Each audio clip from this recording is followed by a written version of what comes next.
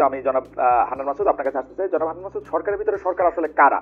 আমার বিবেচনায় সরকারের ভিতরে সরকার হচ্ছে এনসিপি, যারা হচ্ছে মানে কোনো একটা জায়গায় আর্মি, পুলিশ বা কারো কোনো আইন শৃঙ্খলা বাহিনী কোনো একটা অপারেশন চালাচ্ছে, যারা মনিটর করে ওখানে দেখতে দেখতে, কেউ কেউ বলছে জুস খেতে খেতে, যারা হচ্ছে সরকারের থেকেও আমরা আমরা আসলে এনসিপি না তারা বলেন এনসিপি, আবার যখন বলে যে আমাদের আসলে চাঁদা লাগবে, যেমন ধরো যাক যে কবি ও চিন্তক ফরাদ মাজার যে কথাটা বলতেছেন যে তারাও আসলে একই পথে হাঁটছেন, আমি তাকে কোট করতে পারি যে তারাও আসলে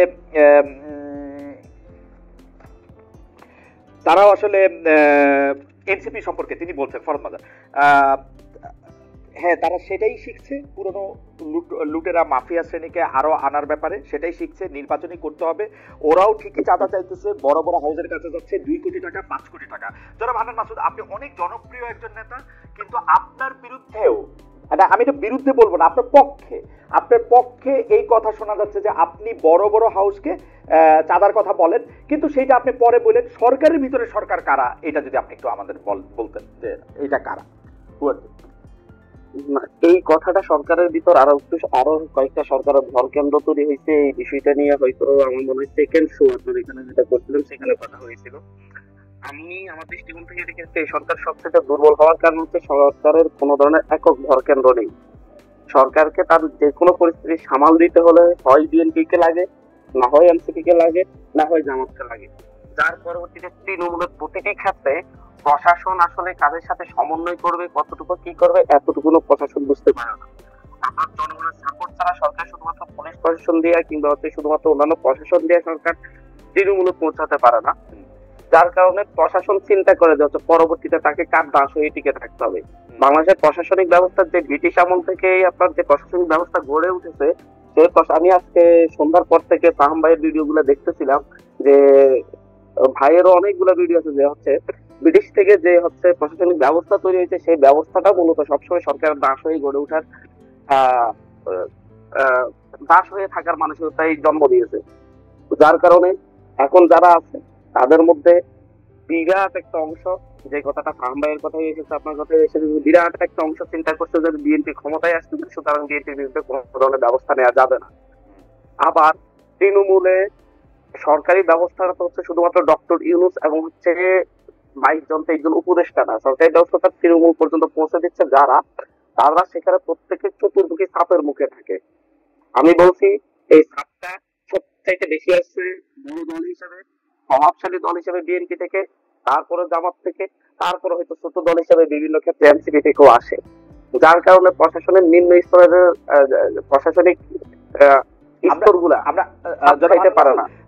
আপনি খুব ভালো কথা বলেছেন। আমরা একটু আস্তে আস্তে যাই। আপনি যে সরকারকে দুর্বল সরকার বললেন, এই দুর্বলতাটা আপনি কি অন্য কোন সরকারের সাথে তুলনায় দুর্বল বলতেছেন, নাকি এই সরকারকে আলাদা করেই আপনি দুর্বল বলতেছেন? ধরা যাক হাসিনা সরকারের চেয়ে কি এই সরকার দুর্বল? আমি এই সরকারকে আমি কোন সরকারের সাথে তুলনা করতে চাচ্ছি না, কারণ বাংলাদেশে এখন পর্যন্ত এইরকম কোন সরকার বাংলাদেশের ইতিহাসে বা হচ্ছে উপমহাদেশের ইতিহাসে এইভাবে তৈরি হয়নি।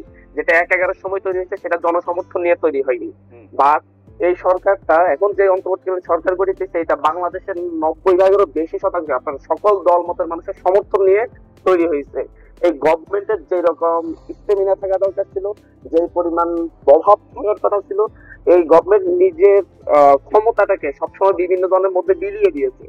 এই সরকার ডিসি নিয়োগের ক্ষেত্রে স্বাধীনভাবে সিদ্ধান্ত নেওয়ার কথা ছিল, ভালো শিক্ষাবিদদেরকে খুঁজে এনে, প্রশাসনিক দক্ষতা সম্পন্ন ব্যক্তিদের খুঁজে এনে প্রত্যেকটা বিশ্ববিদ্যালয় ডিসি হিসেবে বসানো দরকার ছিল, কিন্তু সেই প্রথম ধাপে শিক্ষা উপদেষ্টা চিন্তা করলো